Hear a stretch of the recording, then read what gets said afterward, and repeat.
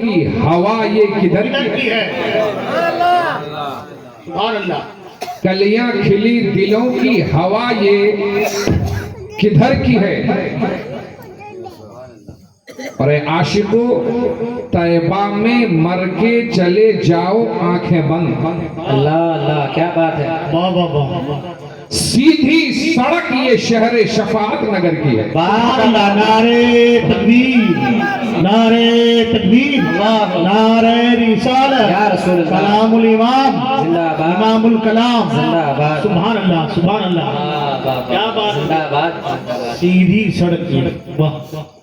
اور کعبے کا نام تک نہ لیا طیبہ ہی کہا.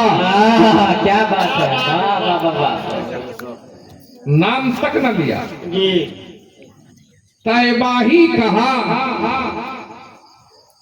پوچھا جس نے ہم سے کہ نہضت کدھر کی ہے. واہ واہ واہ واہ. سبحان اللہ سبحان اللہ. حق ہے. اور جب وہاں پہنچے تو لب واہ ہیں، آنکھیں بند ہیں، پھیلی ہے جھولیاں. اللہ اللہ اللہ. یہ صرف ہم جیسے چھوٹے لوگوں کی بات نہیں ہے. امام اعظم بھی پہنچتے ہیں تو اپنے لفظوں میں وہ یہی کہتے ہیں، یا سید السادات جئتک قاصدا. سبحان اللہ. اے سرداروں کے سردار، میں صرف آپ کی زیارت کے لیے حاضر ہوں. لا سبحان اللہ. امام محمد رضا نے اسے اپنی زبان دی ہے کہ لب واہ ہیں، آنکھیں بند ہیں، پھیلی ہے جھولیاں، کتنے مزے کی بھیگ تیرے پاک در کی ہے. واہ واہ واہ. سبحان اللہ. سبحان اللہ سبحان اللہ. کتنے مزے کی بھیگ تیرے پاک در کی ہے. حضرات گرامی، اگر آپ کا ذہن اس مت بھری رات میں تھوڑی دیر کے لیے بیدار رہے تو دو چار باتیں آپ کی سماعت کے دہلیز تک پہنچانے کی کوشش کروں گا. وہ دل نہیں جس میں مدینے کی تڑپ نہ ہو. بے شک. وہ آنکھیں نہیں جس میں مدینہ کی زیارت کا ذوق نہ ہو. ہے کیا بات ہے. واہ واہ. اور وہ روح مردہ ہے جس میں دیارے رسول کے نظارے کا شوق نہ ہو. شوق نہ ہو. کیا بات ہے. سبحان اللہ سبحان اللہ. اور جس سے شوق ہے وہ تو یہ کہتا ہے کہ میرا جسم یہاں ہے، ورنہ جان و دل ہوش و سب تو مدینے میں پہنچے. واہ واہ واہ. زندہ باد حضور زندہ باد. جسم کا سفر تو کل شروع ہوگا. کیا بات ہے. جسم کا سفر. جسم کا سفر کل شروع ہوگا. اس کے لیے ٹکٹ چاہیے، بے شک. پاسپورٹ چاہیے، ویزا چاہیے، پیسے چاہیے، سہولیات چاہیے، گاڑیاں چاہیے. مگر دل جب محبوب کے پاس پہنچے تو یہ نہیں چاہیے، محض فضل خدا چاہیے. واہ واہ واہ. حق ہے بھائی. سبحان اللہ سبحان اللہ. زندہ باد زندہ باد. ہوش و خیرت سب تو مدینے پہنچے، تم نہیں چلتے رضا. سارا تو سامان گیا. سبحان اللہ. نعرہ تکبیر، نعرہ رسالت، کلام الامام، امام الکلام.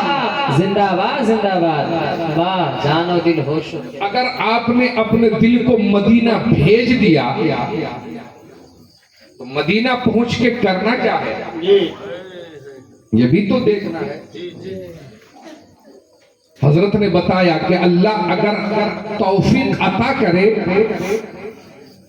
تو انگلینڈ، سوئٹزرلینڈ، امریکہ یا دارجلنگ، گینگٹاک، یہ سب چیزیں دیکھنے کی تمنا نہ ہو، اللہ موقع عطا کرے تو زیارت مدینہ کا شوق ہو. مگر کیوں ہو، یہی بات مجھے آپ تک پہنچانی ہے.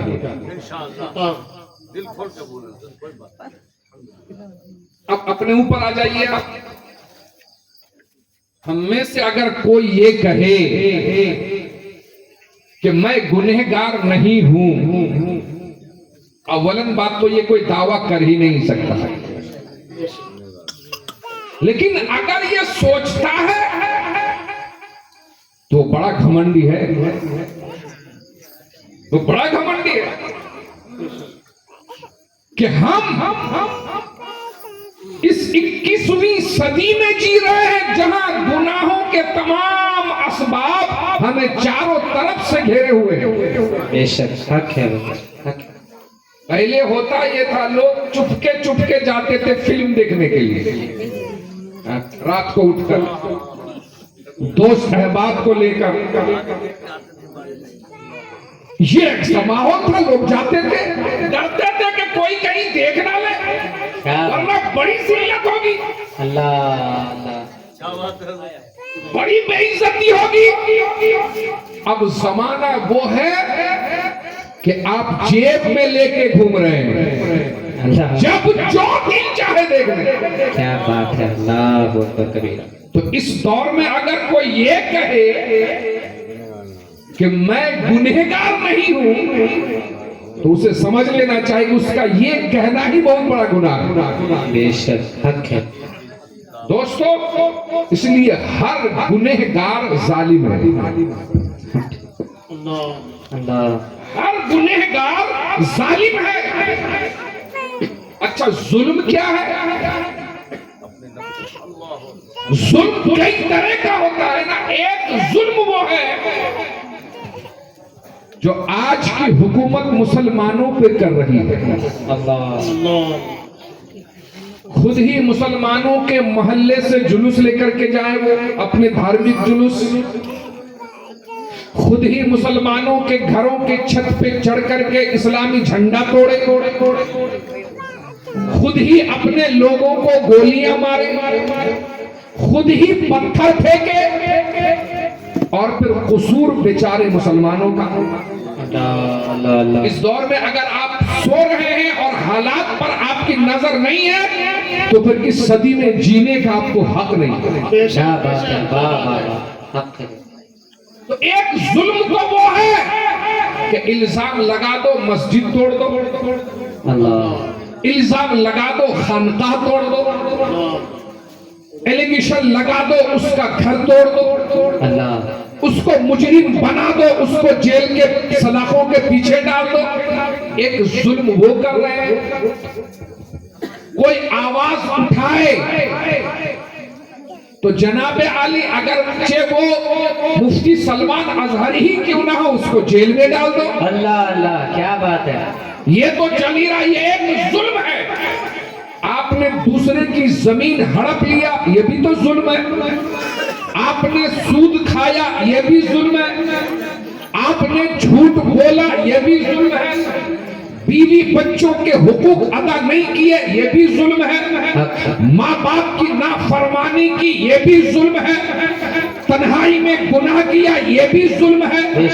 مگر ظلم کی قسمیں ہیں۔ ایک ظلم وہ ہوتا ہے جو ہم دوسروں پہ کرتے ہیں، ایک ظلم وہ ہے جو ہم اپنے آپ پر کرتے ہیں۔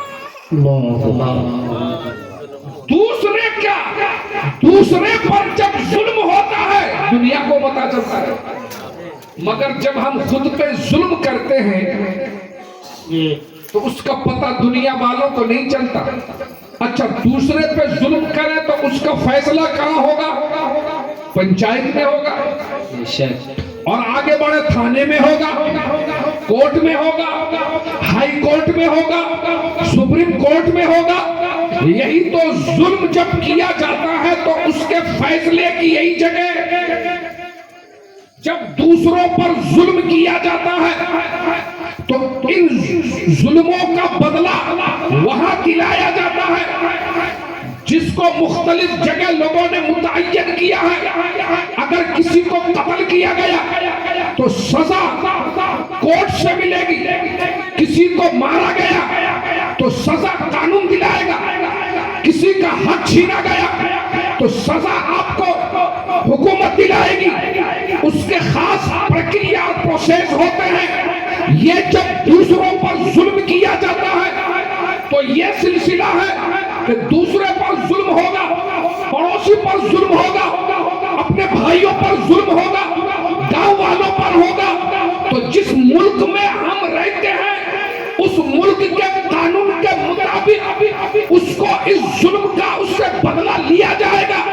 مگر جب بندہ اپنے آپ پر ظلم کرتا ہے، بندہ جب خود پر ظلم کرتا ہے، بندہ گناہ کرتا ہے، اذان ہوتی ہے نماز کے لیے نہیں جاتا، بندہ جانتا ہے کہ جھوٹ بولنا گناہ ہے، مگر تجارت میں، کاروبار میں، معاملات میں تھرلے سے جھوٹ بولتا ہے، معلوم ہے اذان ہو گئی جانا مسجد میں نہیں جاتا، سود کھانا حرام ہے نہیں چھوڑتا، رشوت لینا حرام ہے نہیں ترک کرتا، یہ اپنے آپ پر ظلم ہے۔ اے لوگوں، جب دوسرے پر ظلم کیا جاتا ہے آخری انتہا سپریم کورٹ ہے، وہاں جا کر کے فیصلہ ملتا ہے۔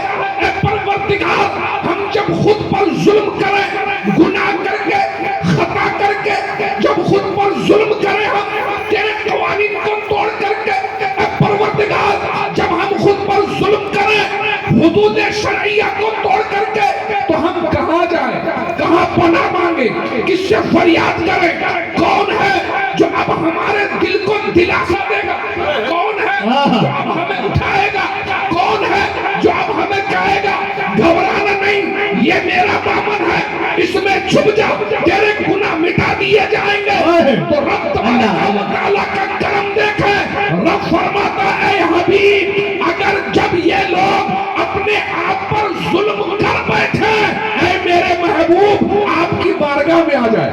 سبحان اللہ، سبحان اللہ، نعرہ تکبیر، نعرہ تکبیر، نعرہ رسالت، یا رسول اللہ، مسلک اعلی حضرت زندہ باد، خطیب الہند حضرت علامہ مفتی احمد رضا صاحب قبلہ، زندہ باد، نعرہ تکبیر، نعرہ رسالت۔ یا رسول اللہ۔ جب خود پر ہم ظلم کریں کہاں پہنچیں؟ نبی کی بارگاہ میں پہنچیں۔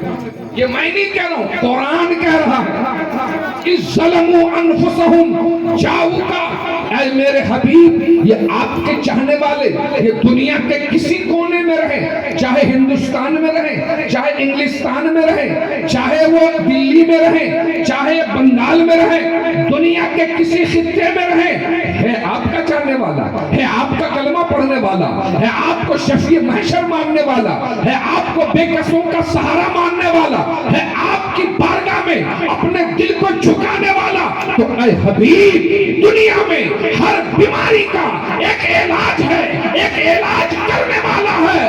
اے میرے حبیب، یہ آپ کی گنہگار امت ہے، یہ کہیں رہ کر کے اگر یہ گناہ کر بیٹھے انہیں کہیں یہ گھبرائے نہیں، آپ کی بارگاہ میں حاضر آ جائیں۔ اے حبیب، آپ کی بارگاہ میں آ کر کے توبہ کریں اور آپ دعا کر دیں، اللہ کو بخشنے والا مہربان پائے۔ بے شک، سبحان اللہ، سبحان اللہ، سبحان اللہ، سبحان اللہ۔ یہ رب ہے جس نے تجھے ہمتن کرم بنایا، واہ واہ واہ، بھیک مانگنے کو تیرا تیرا راستہ بتایا، واہ واہ واہ، تجھے حمد ہے، تجھے ہم تجھے حمد ہے خدایا۔ واہ واہ واہ، سبحان اللہ۔ اور سمجھے آپ یہ ظلم کیا ہے؟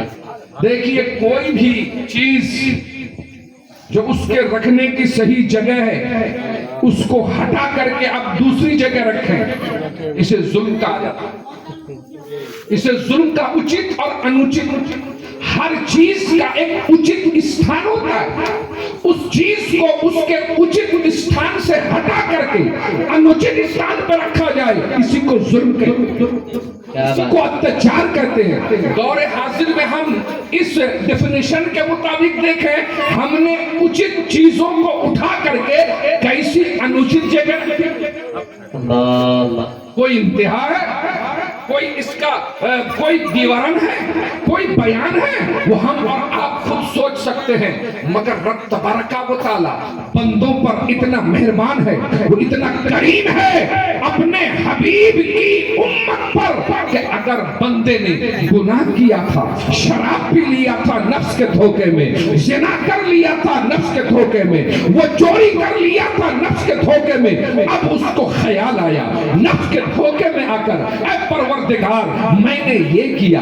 میں نے وہ کیا، اے میرے رب میری خطائیں کیسے معاف ہوگی؟ تو میں اب آپ کو اس طرف لے کر کے چلو، اللہ تبارک و تعالیٰ کا وہ عظیم بندہ، دنیا کا پہلا انسان جن سے لغزش ہو گئی، خطا بھی نہیں گناہ بھی نہیں، حضرت آدم، قرآن نے فرمایا وہ پھسل گئے تھے عزیزان ملت اسلامیہ، اور جب حضرت آدم پھسلے آپ نے بارہا سنا، اللہ رب العالمین نے ان کو جنت سے دنیا میں بھیج دیا، اب اسی پھسلن پر حضرت آدم روتے رہے، ایک ہفتہ دو ہفتہ، ایک سال دو سال، 100 سال 200 سال نہیں، کتابوں میں آتا ہے 300 سال تک روتے رہے، انہیں کون سی بارگاہ ملی، انہیں کون سی جگہ ملی؟ اچانک خیال آیا، حضرت عمر فاروق رضی اللہ تعالی عنہ روایت کرتے ہیں، امام حاکم نے اس کو اپنی کتاب میں اس کو جگہ دی، حدیث کی تخریج کی ہے کہ حضرت آدم علیہ السلام نے جب اوپر سر کو اٹھایا، جب ان کو اپنے جنت کے دن یاد آئے تو انہوں نے عرض کی، اے پروردگار میں نے جو لغزش کی ہے اس لغزش سے میں توبہ کرتا ہوں تیرے اس محبوب بندے کے وسیلے سے جو تیری بارگاہ میں سب سے زیادہ مقبول ہے۔ اللہ اللہ کیا بات، پوچھا گیا اے آدم تو نے یہ کیسے پہچانا؟ میں نے تو ابھی تک اپنے حبیب کو دنیا میں بھیجا ہی نہیں۔ عرض کرتے ہیں پروردگار جب تو نے میرے پتلے کو بنایا، مجھ میں روح پھونکی تو میں نے نظر اٹھا کر کے عرش کی طرف دیکھا، عرش کے پائے میں لکھا ہوا تھا لا الہ الا اللہ محمد الرسول اللہ۔ میں سمجھ گیا وہ ذات جس کا نام تیرے نام کے ساتھ ملا ہوا ہے یقیناً وہ تیری بارگاہ میں سب سے زیادہ محبوب ہے۔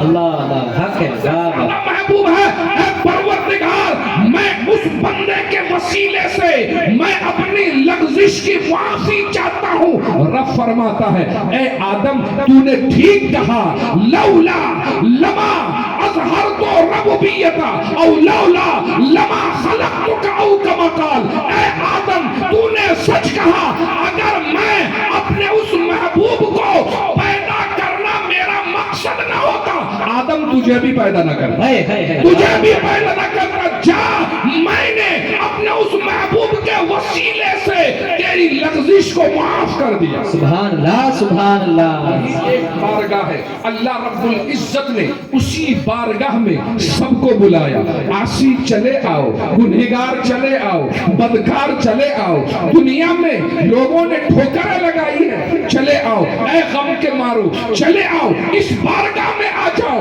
یہ وہ بارگاہ ہے یہاں جب بندہ صدق دل سے مانگتا ہے اللہ رب العزت عطا فرماتا ہے، اور محبوب کریم کہتے ہیں جو مجھ سے مانگتا ہے میں عطا کرتا ہوں، اس لیے کہ اللہ تبارک و تعالی عطا کرنے والا میں بانٹنے والا۔ بے شک حق ہے، واہ واہ واہ، سبحان اللہ سبحان اللہ سبحان اللہ۔ نعرہ تکبیر نعرہ تکبیر نعرہ رسالت نعرہ رسالت، شان مصطفیٰ عظمت مصطفیٰ۔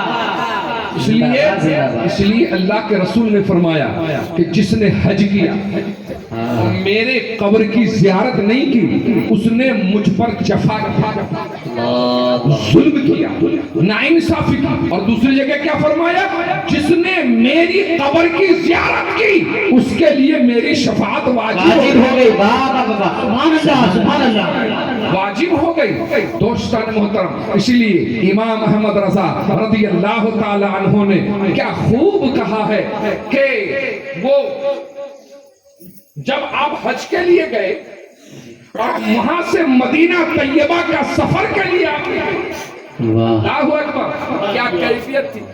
کیا سرکار اعلی حضرت عظیم البرکت رضی اللہ تعالی عنہ نے سنیوں کو کیا نظریہ پیش کیا؟ دل جھوم جائے گا، روح مچل جائے گی۔ اعلی حضرت عظیم البرکت کہتے ہیں اس کے طفیل حج بھی خدا نے کرا دی۔ واہ سبحان اللہ، اس کے طفیل ارادہ تو مدینہ جانے کا تھا، ارادہ تو روضہ رسول کی زیارت کا تھا، ارادہ تو یہ تھا گنبد خضرا کے چھاؤں میں جاؤں، اپنے دل کو کھول کر کے دکھاؤں یا رسول اللہ آپ کے ہجر میں ہندوستان میں ہم کیسے رات و دن گزارتے ہیں۔ اے آقا کریم آپ کی محبت کی وجہ سے آج جب ہماری سیاسی طاقت کمزور ہو گئی ہے، لوگوں نے آپ سے محبت کرنا گویا کہ جرم قرار دیا ہے۔ اب ہمارا گھر اس لیے توڑا جا رہا ہے کہ ہم آپ کے غلام ہیں، ہمارے مدرسے اس لیے گرائے جا رہے ہیں کہ ہم آپ کے غلام ہیں، ہم پر گولیاں اس لیے چلائی جا رہی ہیں کہ ہم آپ کے غلام ہیں، ہمارے سیاسی باڈی کو اس لیے ڈیمولائز کیا جا رہا ہے۔ اے سرکار مدینہ ہم آپ کے غلام ہیں، آپ کے چاہنے والے ہیں، آپ کے نام پر مر مٹنے والے ہیں۔ اب تو اس ملک میں ہمارا وجود بھی برداشت نہیں کیا جاتا، اب تو ہمیں تانے دیے جا رہے ہیں، اب تو ہمیں نکالنے کی بات کی جا رہی ہے، اب تو ہم سے یہ کہا جا رہا ہے اس ملک میں تمہارا کچھ نہیں ہے۔ اے ہندوستان والو جاؤ، جب مدینہ طیبہ جاؤ تو سرکار کے ارادے سے جاؤ اور امام محمد رضا کے یہ بولی میں یہ بولتے جاؤ اس کے طفیل حج بھی خدا نے کرا دیے، اصل مراد حاضری اس پاک در کی ہے، سبحان اللہ سبحان اللہ سبحان اللہ، پاک در کی ہے، اور ثابت ہوا کہ جملہ فرائض فرو ہے۔ اللہ اللہ، کیا بات ہے، ثابت ہوا کہ جملہ فرائض فرو ہے، اصل اصول بندگی اس تاجور کی ہے۔ سبحان اللہ سبحان اللہ، اسی بارگاہ کے، ورنہ آپ دیکھیں تھوڑی دیر کے لیے آپ اس میدان میں چلو، اللہ کے رسول رات کی تاریکی میں نکلتے ہیں مکہ المکرمہ سے، کہاں سے؟ جہاں پر آج ہم حج کرنے کے لیے جاتے ہیں، عمرہ کرنے کے لیے جاتے ہیں۔ وہ پہلا گھر جس گھر کے معمار حضرت ابراہیم علیہ السلام ہے، حضرت اسماعیل علیہ السلام ہے، وہ گھر جس کی یہ شان ہے، اِنَّ اَوَّلَ بَيْتٍ وُضِعَ لِلنَّاسِ لَلَّذِي بِبَكَّةَ مُبَارَكًا وَهُدًى لِلْعَالَمِينَ۔